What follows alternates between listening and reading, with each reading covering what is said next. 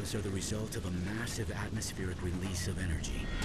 The supercell storms that produce the twisters are 6 times more energy dense than hurricanes. And that's just the beginning. Some engineers believe tornadoes could generate as much as 3,000 times the world's current electricity output, making it the most powerful energy source on the planet. Tornadoes derive their energy eventually going back to how the thunderstorm gets its energy, which is associated with the change of water from gas to liquid and then back to gas again as it evaporates. Scientists have not yet devised a way to harness the awesome power of a tornado. But UFO researcher Wilbur Allen believes someone or something has beaten them to the punch. I think UFOs come into a storm front and absorb energy from that indigenous organic energy that's present in a tornado. Once that charge is absorbed by the UFO, they're able to take that energy with them and use it like a refueling station. We look at the data that's reported during storm activity, we see that there's a lot of UFOs in and around a tornado or a violent electrical storm. So we can conclude, based on that amount of energy that's generated by that storm, that extraterrestrials would be trying to harness, if not harvest, that energy. Straight UFO. There it is. Just hovering. The term unidentified flying object, or UFO, refers to a mysterious object in the sky that can't be explained scientifically.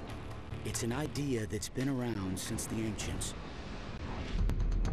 A variety of mythologies have flying beings and flying vehicles.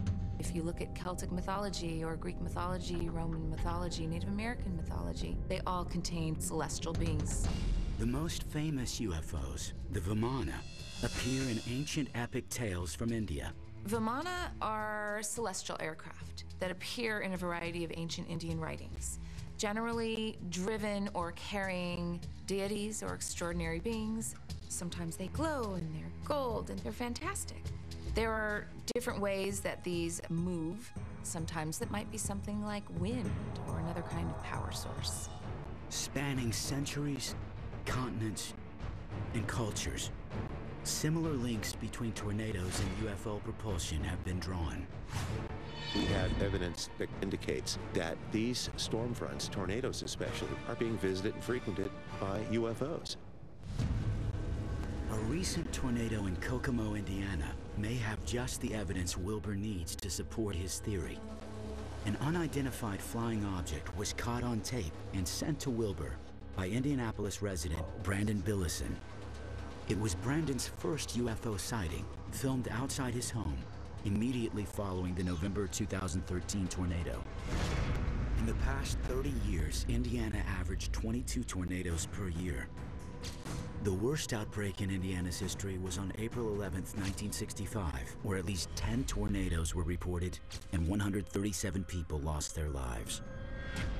Rated an EF2, the tornado Brandon caught on tape had wind speeds that peaked around 120 miles per hour, injuring 5. But even an average-sized vortex like this could produce the energy equivalent of almost 300 gallons of jet fuel. What is that?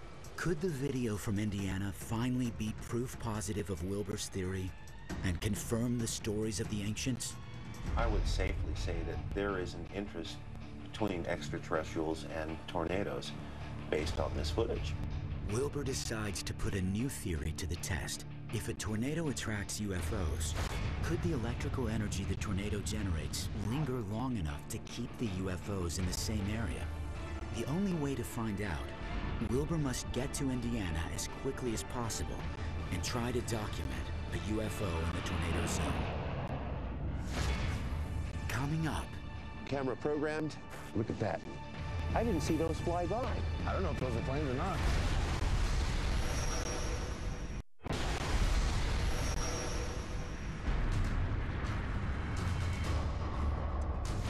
A tornado's power is amazing. They can be fast-striking storms capable of sudden and unpredictable acts of devastation. In fact, the power of a tornado per cubic foot dwarfs any atmospheric force in nature. Their raw power is spawning theories about how tornadoes are powered by electrical charges, and if that energy could be captured. Mankind currently has no way to capture a tornado's energy, but some believe that otherworldly visitors are tapping the power source, and it's been happening for centuries. The ancient Indian epics talk about a variety of very particular kinds of UFOs. They give them names. Some of them are triple-decker, some of them are double-decker, fit 3 people, some fit 100. They've got different kinds of propulsion systems. There are some who view these epics as eyewitness accounts of what is still happening in Earth's skies today. One of those believers is ufologist Wilbur Allen, who was on his way to Indianapolis to look into a video he was sent.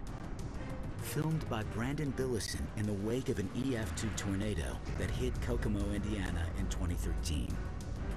I looked at Brandon's video and I was extremely impressed by the fact that whatever this object was that he photographed was flying against the wind, and I definitely got a feel for the fact that that object is a UFO. I'm really looking forward to this. Wilbur plans to test his theory that UFOs gather energy in the aftermath of tornadoes. If the otherworldly visitors are still in the area, he hopes to record a sighting. Brandon. Hey. Wilbur Allen. Good to meet you. My pleasure. All right, come on in. My name's Brandon Billeisen. I live in Noblesville, Indiana, probably about 5 or so miles, 5, 7 miles away from where tornadoes really hit. Really impressed with your video. It's absolutely extraordinary. Thank you. I was a bit in shock, just kind of, trying to process what was going on in my head. I just wasn't expecting that on that day, or ever for that matter, so. I'd like to see where you were when you shot that video that day. Okay, great. Brandon is not a UFO enthusiast and has never filmed anything like this before. But quick access to a cell phone camera made it possible. Cellular technology has become one of the biggest boons to UFO hunters. Claims previously unsupported, now captured with the touch of a finger. It's kind of right in this area over here. It came down probably about 60, 75 feet. There's a straight UFO in the sky right now.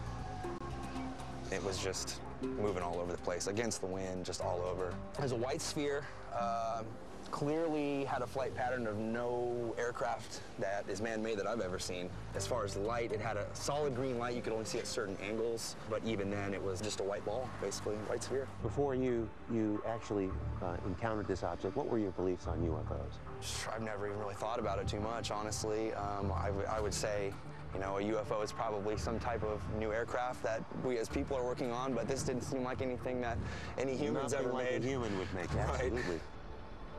Brandon's video recording raises questions. Could it be a drone or even a satellite? Before we claim it's unidentified, you got to rule out misinterpretations of normal events, astronomical events. The star is a satellite, a planet, normal aircraft, fixed wing, rotary aircraft, meteorological events.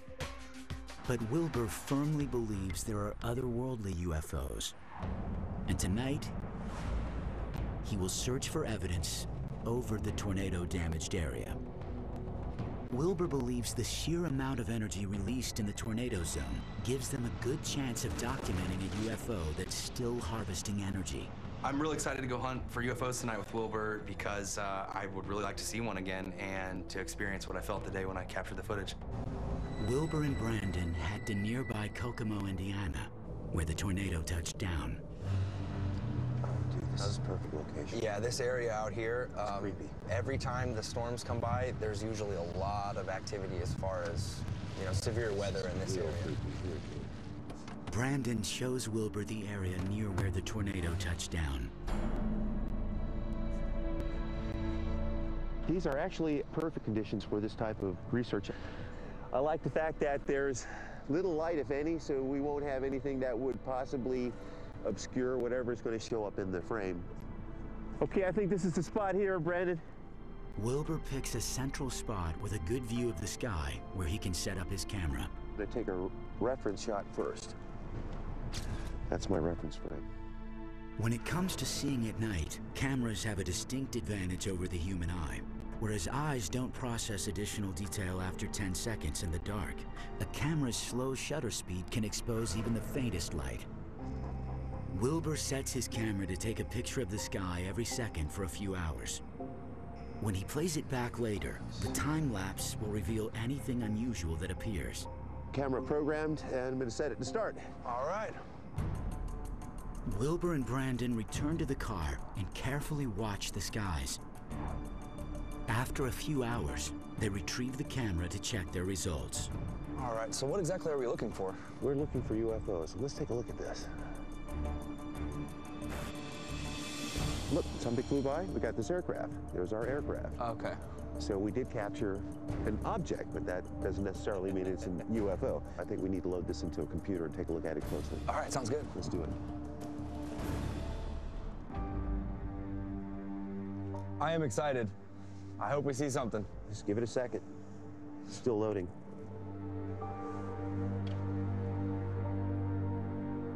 One aircraft? Yeah. Look at that. Did you see those fly by earlier? No, I didn't. I didn't see those fly by. Let's run that back. I don't know if those are planes or not. I didn't see anything flying toward us. Directly towards us, yeah. Whoa! Here it comes. It all of a sudden appeared. They're coming out of nowhere. That's impossible. That's not a shooting star. No, it's not. We got UFOs. All right. We got UFOs. Is it lucky coincidence, terrestrial aircraft, or a positive link between unidentified flying objects and tornadoes? I didn't honestly think that we were going to see anything, and we did, so I was impressed. I see this object materialized out of nowhere. The discovery appears to support Wilbur's theory.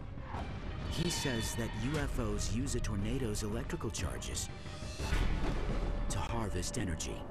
I believe the tornado area in which we're in is a UFO hotspot. We can conclude based on the physical sample that there are UFOs in this area.